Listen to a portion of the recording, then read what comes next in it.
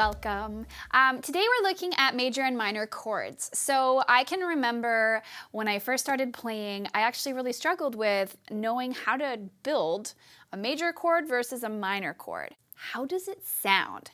Major chords sound happy. So major chords are based off the major scale, so you can think major equals happy, and they sound like this. So that's a C major chord, that's a G major chord, that's a D major chord.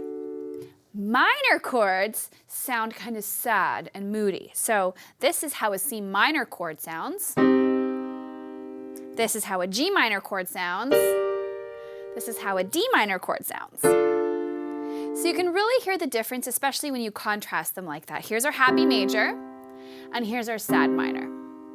So in order to be able to build these chords, you just really need to know a simple formula.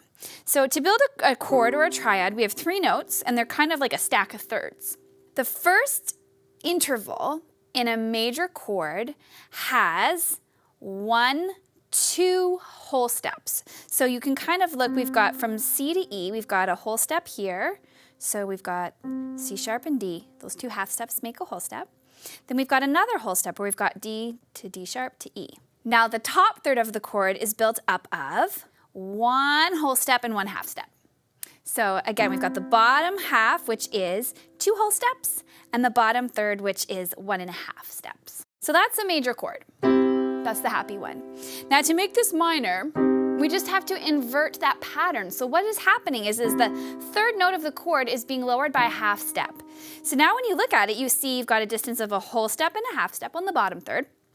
And then you've got a distance of 2 whole steps on the top third. So really, that simple pattern will allow you to create a chord, either major or minor, starting on any note you'd want. So say I want to build a chord starting on F sharp.